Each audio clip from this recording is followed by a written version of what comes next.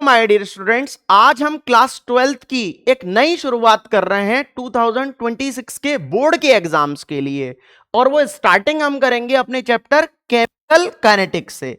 Chemical kinetics एक बहुत important chapter है और इसका वेटेज हमारे बोर्ड एग्जाम्स में 7 मार्क्स का वेटेज होता है।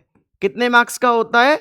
7 मार्क्स का वेटेज होता है। अगर आपने मेरा कहा मान लिया, जैसे कि मैं आपको अभी कौन सी शीट डिस्कस करूंगा, शीट फर्स्ट, इसके सारे कंसेप्ट बताऊंगा जो जो इस शीट में यूज हो रहे होंगे, कंसेप्ट जो क्वेश्चंस में यूज हो रहे होंगे, सारे कंसेप्ट मैं आपको बताऊंगा। लगभग लगभग मैं आपको 15 से 16 शीट्स करवाऊंगा। 15 से 16 शीट में लगभग लगभग 100 या फिर 100 प्लस क्वेश्चंस में आपको करवाऊंगा। तो उम्मीद करता हूं कि आप मेरा कहा मानोगे और तरीके से, सिस्टमेटिक तरीके से आप इन वीडियोस को देखना। चैनल को सब्सक्राइब करिए और वीडियो को लाइक करिए और ज्यादा से ज्यादा शेयर करिए ताकि मुझे मोटिवेशन आए, मुझे और ज्यादा ऐसा लगे कि बच्चों के लिए और वीडियो बनानी चाहिए। तो आप इधर देखिए ध्यान से कि इसमें हमारा पहला क्वेश्चन आता है, डिफाइन रेट ऑफ रिएक्शन। कि रेट ऑफ रिएक्शन क्या होता है? रेट ऑफ रिएक्शन मैं आपको बताऊं। अब देखो, जैसे रेट ऑफ रिएक्शन में बता रहा हूं, अगर मैं प्रॉपर ये टॉपिक पढ़ाऊं तो बस मैं बोलूंगा कि हेडिंग डाल दीजिए रेट ऑफ रिएक्शन। इधर मैंने क्वेश्चन के फॉर्म में बस रेट ऑफ रिएक्शन ले लिया, इससे ज्यादा चेंजेस कुछ नहीं है। ठीक है ना? तो रेट ऑफ रिएक्शन क्या होता है? रेट ऑफ रिएक्शन होता है the change in concentration of reactant और product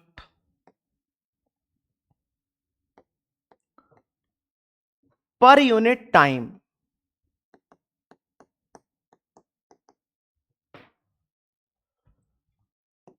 is called rate of reaction. उसको हम क्या बोलते हैं? रेट ऑफ रिएक्शन बोलते हैं। या फिर इसकी और लगाकर हम दूसरी डेफिनेशन बोल सकते हैं कि the rate of decrease in concentration of reactant. याद रखना, जो कंसंट्रेशन का सिंबल होता है, कंसंट्रेशन का सिंबल इस तरीके से होता है, ये आपने क्लास 11th में इक्विलिब्रियम में पढ़ा होना चाहिए।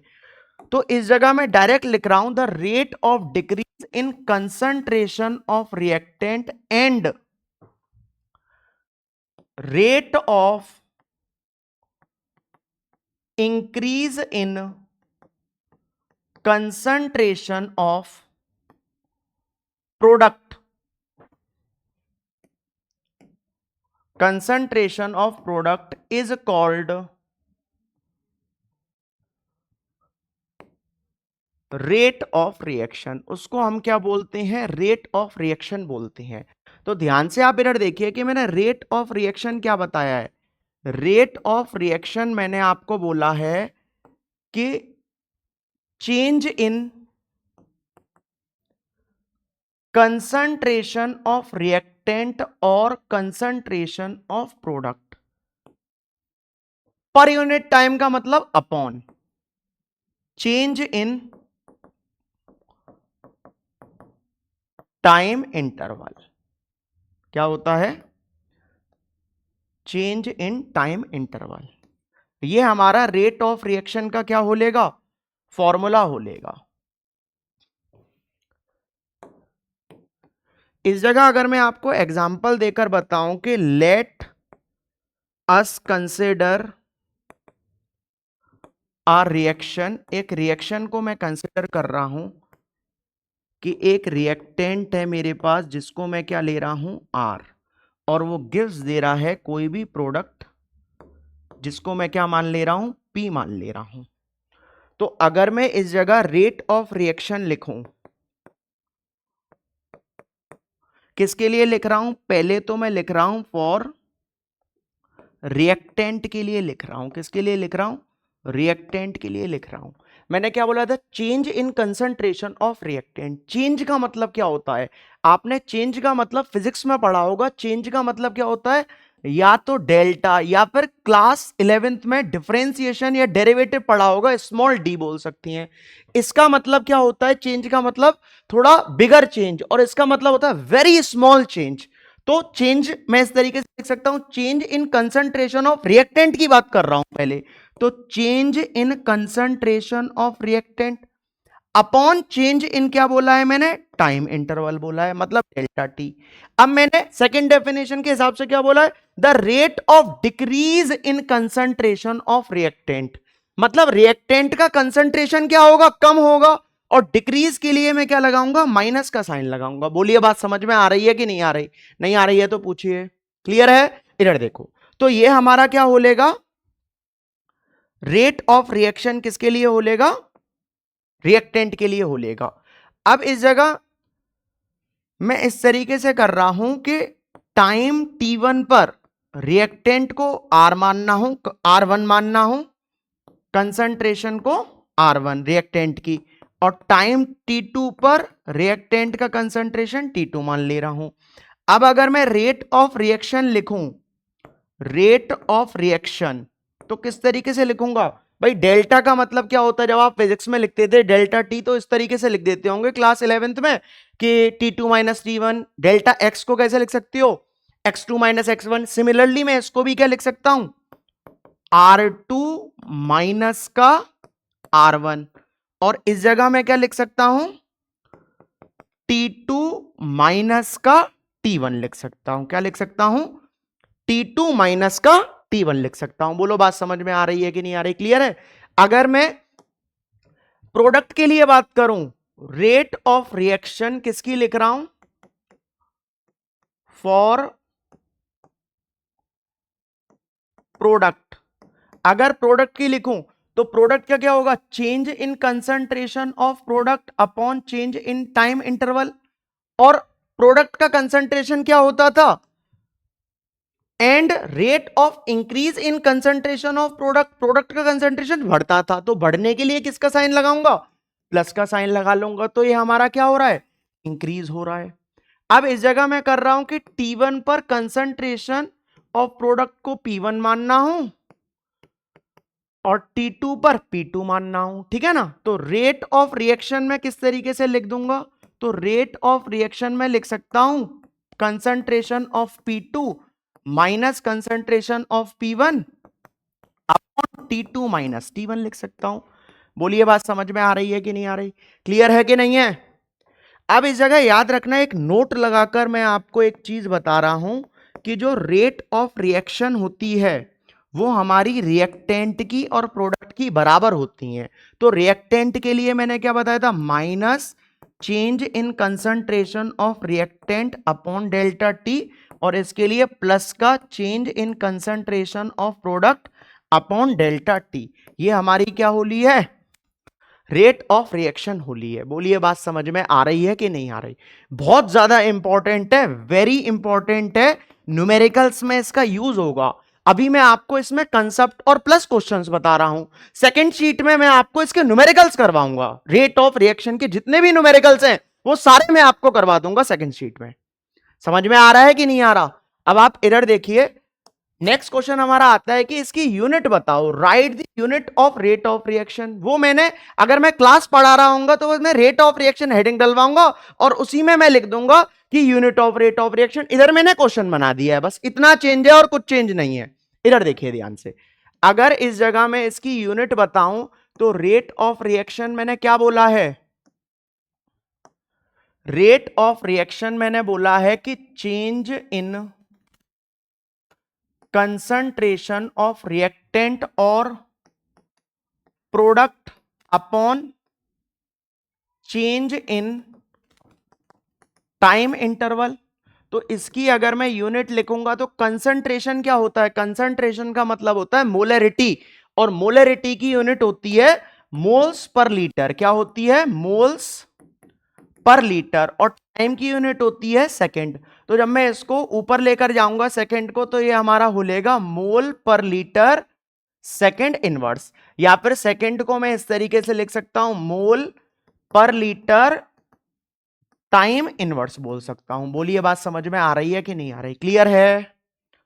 उम्मीद करता हूं कि समझ में आ रहा होगा। अगर मैं बात करूं कि फॉर गैसियस रिएक्शंस के लिए, गैसियस रिएक्शंस के लिए रेट ऑफ रिएक्शन क्या हो लेगा हमारा, गैसियस रिएक्शन के लिए रेट ऑफ रिएक्शन हो लेगा हमारा change in pressure upon change in time. और इसके लिए अगर मैं इसकी यूनिट लिखूं तो प्रेशर की यूनिट क्या होती है, एटीएम, और टाइम की यूनिट क्या होती है, सेकंड। तो किस तरीके से हो जाएगा, एटीएम सेकंड इनवर्स हो लेगा, क्या हो लेगा, एटीएम सेकंड इनवर्स। बोलिए बात समझ में आ रही है कि नहीं आ रही, क्लियर है? उम्मीद करता हूं कि आपको समझ में आ रहा होगा। नेक्स्ट क्वेश्चन आता है हमारा, for the following reaction rate of reaction expressing in terms of reactant and product. इसके लिए मैं आपको थोड़ा सा पहले कंसेप्ट बताता हूं, इधर आप ध्यान से देखिए। इस जगह मैं चलिए हेडिंग ही डाल देता हूं, हेडिंग में लिख रहा हूं expression of rate of reaction in terms of reactant and product, in terms of reactant and product. इस जगह मैं पहला एग्जांपल आपके लिए ले रहा हूं, x प्लस वाई जेड। अब रिएक्टेंट इस जगह क्या है, सबसे पहले रिएक्टेंट बताइए। रिएक्टेंट है मेरा x भी है और y भी है, ये दोनों रिएक्टेंट है, और प्रोडक्ट क्या है हमारा, सिर्फ और सिर्फ z है।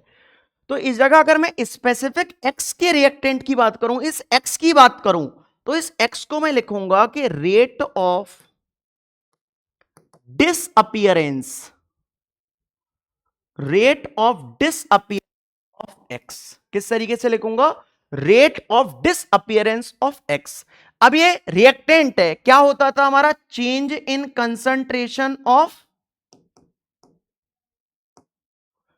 Change in concentration of reactant upon change in time. Reactant क्या है, x तो लगा दिया, लेकिन रिएक्टेंट का कंसंट्रेशन क्या होता है, कम होता है, इसलिए क्या जाएगा, नेगेटिव साइन जाएगा, क्या जाएगा, नेगेटिव साइन चले जाएगा।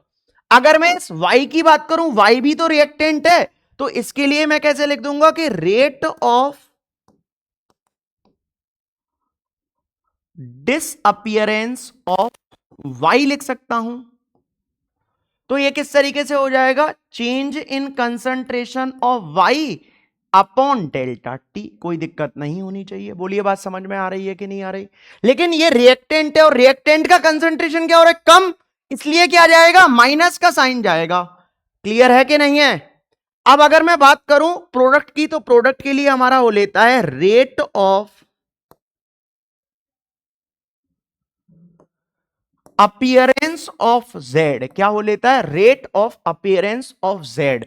अब प्रोडक्ट के लिए अगर मैं रेट ऑफ रिएक्शन लिखूं, delta concentration of Z upon delta T. लेकिन प्रोडक्ट है और प्रोडक्ट का कंसंट्रेशन क्या होता है, बढ़ता है, तो बढ़ने के लिए किसका साइन आता है, प्लस का साइन आता है, इंक्रीज होता है। बात समझ में आ रही है कि नहीं आ रही? उम्मीद करता हूं कि आपको समझ में आ रहा होगा, ठीक है ना। इधर देखिए, अगर मैं इसकी रेट ऑफ रिएक्शन की बात करूं कि इसकी होल रेट ऑफ रिएक्शन मेरे को लिखनी है, तो रेट ऑफ रिएक्शन लिखनी है तो ये तीनों बराबर होंगी, minus delta concentration of X upon delta T equal to minus delta concentration of Y upon delta T, और इक्वल टू प्लस का delta concentration of Z upon delta T. ये क्या है, रेट ऑफ रिएक्शन है। क्या है, rate of reaction. बहुत ज्यादा इंपॉर्टेंट है, वेरी इंपॉर्टेंट, न्यूमेरिकल्स के लिए बहुत ज्यादा इंपॉर्टेंट है कि इससे न्यूमेरिकल हमारा बनेगा। न्यूमेरिकल किस तरीके से होता है, मेन तो केमिकल काइनेटिक्स का मतलब ही यही है। फिजिकल केमिस्ट्री है, 3 चैप्टर है सिर्फ फिजिकल केमिस्ट्री के, एक केमिकल काइनेटिक्स, एक सॉल्यूशन और एक इलेक्ट्रोकेमिस्ट्री। इनमें से आना ही न्यूमेरिकल है मेजॉरिटी में, तो बस आपको यह आना चाहिए। इतना समझ में आ रहा है कि नहीं आ रहा? नहीं आया? एक और देखिए, अभी आप, एक और मैं आपको एग्जांपल बताता हूं। अगर एक और एग्जांपल मैं आपके लिए लूं, एंड H2 gives 2NH3 है, क्या है 2NH3। अब इस जगह रिएक्टेंट क्या दिख रहे हैं आपको, N2 और H2, और प्रोडक्ट क्या दिख रहा है, अमोनिया NH3 दिख रहा है। अब अगर मैं स्पेसिफाई इस N2 की बात करूं तो किस तरीके से लिखूंगा, मैं लिखूंगा rate of disappearance of N2। तो किस तरीके से होता है, N2 है रिएक्टेंट, तो change in concentration of N2 upon change in time, कोई दिक्कत नहीं है। लेकिन ये रिएक्टेंट है, रिएक्टेंट का कंसंट्रेशन क्या होता है, कम होता है, तो नेगेटिव साइन लगाऊंगा। अगर मैं बात करूं H2 की तो इस तरीके, इधर किस तरीके से लिखूंगा, rate of disappearance of H2। तो इस जगह किस तरीके से हो जाएगा, delta concentration of H2 upon delta T। लेकिन ये भी रिएक्टेंट है, इसके लिए भी साइन कैसा आएगा, माइनस का साइन आएगा। अगर मैं बात करूं NH3 की तो rate of appearance of NH3, तो NH3 का किस तरीके से होगा, change in concentration of NH3 upon change in time. और NH3 क्या है, प्रोडक्ट, प्रोडक्ट का कंसंट्रेशन क्या होता है, इंक्रीज, इसलिए कैसे साइन आ लेगा, प्लस का साइन आ लेगा। लगाओ मत लगाओ लेकिन लगाना सीखो। प्लस साइन क्या बता रहा है कि ये प्रोडक्ट है और प्रोडक्ट का कंसंट्रेशन क्या होता है, बढ़ता है, इंक्रीज होता है। बोलिए बात समझ में आ रही है कि नहीं आ रही, उम्मीद करता हूं कि समझ में आ रहा होगा। अगर मैं इसकी रेट ऑफ रिएक्शन लिखूं, बहुत इंपॉर्टेंट है, याद रखना, इधर ध्यान से देखिएगा, रेट ऑफ रिएक्शन तीनों की बराबर होगी, minus change in concentration of N2 upon delta T equal to minus change in concentration of H2 upon delta T। लेकिन इस जगह ध्यान से देखो, H2 के आगे इसका कोफिशिएंट कितना था, 3 था, तो इसका रेसिप्रोकल कर दूंगा, क्या कर दूंगा, 1/3 कर दूंगा। इस जगह किया तो हमने इधर भी, इसका कोफिशिएंट कितना है 1, तो हमने किया तो इधर भी 1/1 है, लेकिन 1/1 1 ही होता है, इसलिए हमको पता नहीं चला था इधर। उधर भी मैंने किया था, इस जगह भी मैंने किया है, इसका भी कोफिशिएंट 1, इसका भी कोफिशिएंट 1 और इसका भी कोफिशिएंट 1, इस 1 का रेसिप्रोकल 1/1 हो गया है, लेकिन हमको पता नहीं चला था ये चीज। बात समझ में आ रही है कि नहीं आ रही, तो जो कोफिशिएंट होता है उसका रेसिप्रोकल कर देते हैं इस जगह। अगर मैं इस जगह इसकी बात करूं कि NH3 की, तो NH3 का कितना हो लेगा, 1/2 और plus delta concentration of NH3 upon delta T हो लेगा, ये रेट ऑफ रिएक्शन हो लेगी, होल रेट ऑफ रिएक्शन। बोलिए बात समझ में आ रही है कि नहीं आ रही, उम्मीद करता हूं कि आपको समझ में आ रहा होगा। मैं बार बार बोल रहा हूं, वेरी इंपॉर्टेंट है न्यूमेरिकल्स के लिए, इसके बिना याद रखना न्यूमेरिकल बनना बहुत मुश्किल पड़ेगा। आपको ये नहीं आएगा, disappearance, appearance, rate of reaction नहीं सीख पाओगे तो नहीं आएगा। आज की शीट में ही सिर्फ रेट ऑफ रिएक्शन मैंने डिस्कस किया है, इसके अलावा कुछ डिस्कस ही नहीं किया है। बात समझ में आ रही है कि नहीं आ रही। एक और देखिए, अब आप क्वेश्चन देखिए कि क्वेश्चन किस तरीके से बनता है। क्वेश्चन हमारा बनता है एक्सप्रेस, एक सेकंड रुको, थर्ड क्वेश्चन कौन सा था, ये था, for the following reactions right the rate of reaction in terms of reactant and product. Rate of reaction लिखना है मेरे को, तो पहला हमारा क्या है, 4NH3 5O2 gives 4NO plus 6H2O। इसके लिए रेट ऑफ रिएक्शन लिखनी है, क्या लिखनी है, रेट ऑफ रिएक्शन। मैं आपको अभी अभी बताकर हट रहा हूं, रिएक्टेंट है, रिएक्टेंट के लिए माइनस आएगा, प्रोडक्ट के लिए प्लस आएगा, इनका कोफिशिएंट का रेसिप्रोकल करते जाओ।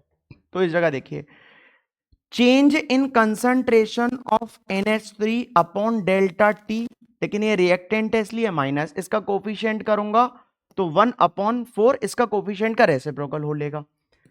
ऐसे ही इस जगह किस तरीके से होगा, 1/5 minus change in concentration of O2 upon delta T हो लेगा। सिमिलरली इधर किस तरीके से होगा, 1/4, लेकिन ये क्या है, प्रोडक्ट है, तो प्लस का delta concentration of NO upon delta T। और इस इधर किस तरीके से होगा 1/6 प्लस का delta concentration of H2O upon delta T हो लेगा। बोलिए बात समझ में आ रही है कि नहीं आ रही? उम्मीद करता हूं कि आपको ये समझ में आ रहा होगा, ठीक है ना। इधर देखिए,